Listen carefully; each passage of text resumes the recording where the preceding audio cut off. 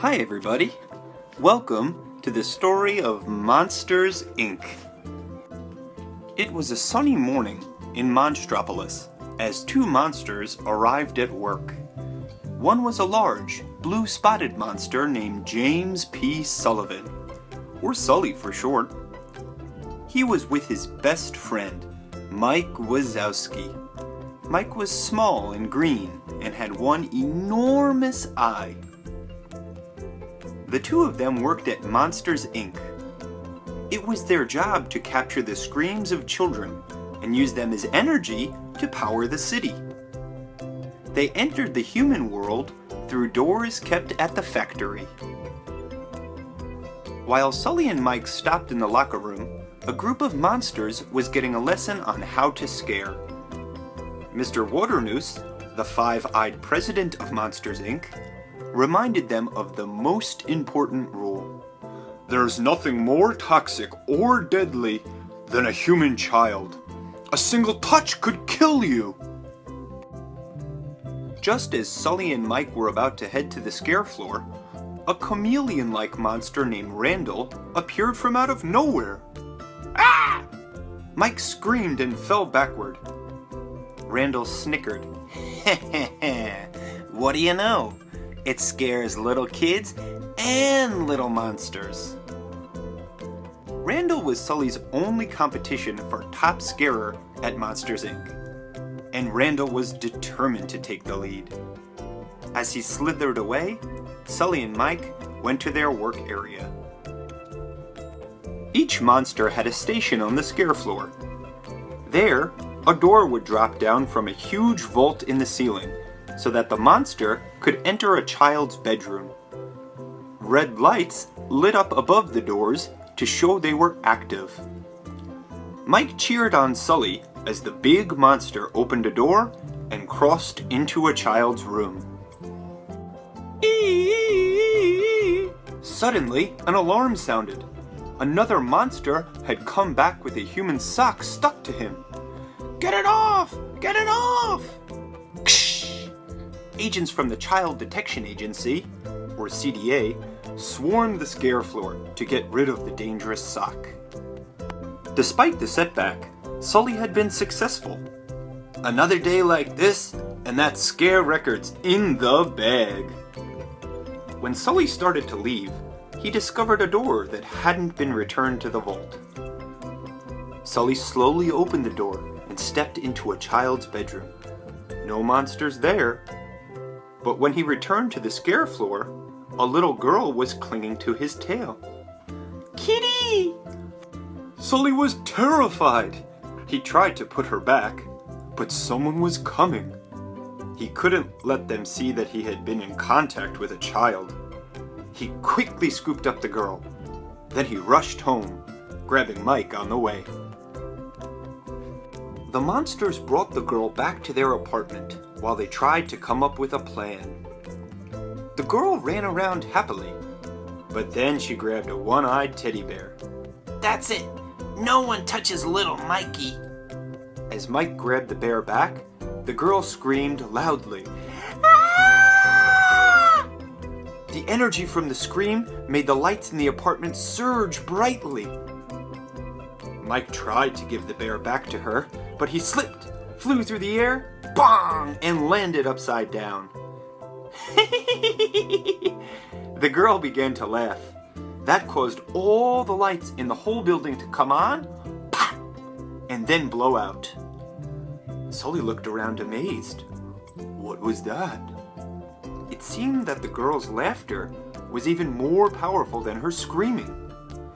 Hey, Mike, this might sound crazy, but I don't think that kid's dangerous.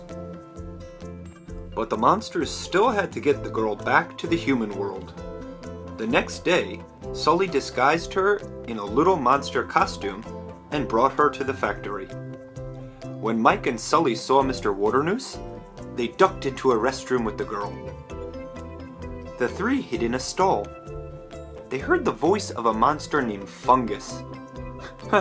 Randall, what are we going to do about the child? Shh! You just get the machine up and running. I'll take care of the kid.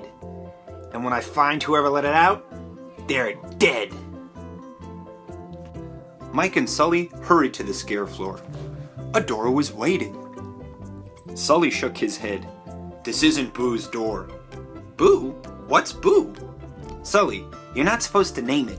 And once you name it, you start getting attached to it. Now say goodbye to... What? Where'd it go? What'd you do with it? The girl was no longer there. Sully took off. Mike tried to follow behind, but Randall cornered him. Where's the kid? Mike crossed his arms. You're not pinning this on me. Randall told Mike that the scare floor was about to empty out for lunch. The girl's door would be there. You have until then to put it back. Sully had found Boo by the time Mike finally reached him. They returned to the scare floor, where they spotted Boo's door. There it is, just like Randall said. Mike marched into Boo's room. Suddenly, a large box trapped him. Randall popped out of a hiding spot and carried away the box containing Mike. Sully gasped. The trap had been meant for Boo. Sully and Boo caught up with Randall just as he was strapping Mike into a giant machine in a secret lab. I'm about to revolutionize the scaring industry. First, I need to know where the kid is, and you're gonna tell me. Say hello to the Scream Extractor. But when Randall wasn't looking, Sully freed Mike. Sully and Mike went to find Mr. Waternoose. He was in a training room with a class. James, perfect timing. Before Sully could protest, Mr. Waternoose made him enter a fake bedroom and showed the students how a real roar sounded.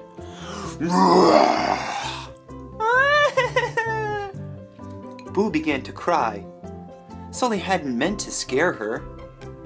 Just then, the hood of Boo's costume slipped off her head.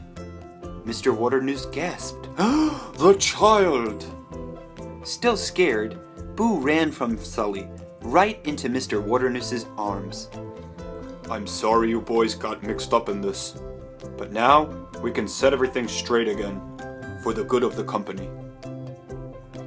Mr. Waternoose brought Mike and Sully to a strange-looking door. Mike frowned. Sir? That's not her door. I know. It's yours! He shoved Mike and Sully through the door and slammed it shut behind them. Ah! The two friends landed on a snowy mountain. Mike looked at Sully angrily. Ever since that kid came in, you've ignored everything I've said, and now look where we are. We're about to break the record, Sully! None of that matters now. Boo's in trouble. Luckily, Sully found an active closet door in a nearby village. He crossed back into Monsters, Inc. Then he raced to Randall's secret lab. Boo! Boo was strapped in a chair, the Scream Extractor inches from her face. Mr. Waternoose, Randall, and Fungus looked on. Sully smashed the machine, grabbed Boo, and took off. Stop him! Don't let them get away! Just in time, Mike appeared. He ran with Sully and Boo to the scare floor. They grabbed onto a door that was on its way back to the vault. They had to get to Boo's door. Sully knew what to do. Make her laugh. Mike looked at Boo. Then he socked himself in the head. Boo started giggling, and the energy created by her laughter caused the red lights above all the doors in the vault to light up. At that moment, Sully recognized Boo's closet door flying by. Holding Boo, he and Mike jumped onto it, but before they could get it open, it started to drop. Ah! Mike screamed. What's happening? The door sailed down toward the scare floor, where Mr. Waternoose was waiting. He grinned evilly. On the ground, Sully grabbed Boo's door, and he and the girl took off. Mr. Waternoose chased them. They ran to the training room. Sully put Boo's door in the fake bedroom and hid Boo in the bed. He needed to make it look like it was her real room, so Mr. Waternoose would believe it. "She's home now. Just leave her alone." "I can't do that. She's seen too much. I'll kidnap 1,000 children before I let this company die." Suddenly, the lights came on. Mike was manning the controls. Mr. Waternoose had been caught on tape. As Mike and Sully watched, CDA agents entered the room. They arrested Mr. Waternoose and led him away. Moments later, Sully opened Boo's real door. She was delighted to see her room again. Sully tucked Boo into bed and patted her on the head. "Nothing's coming out of your closet to scare you anymore, right?" "Yeah. Goodbye, Boo." "Kitty?" Boo looked at him sadly and waved goodbye.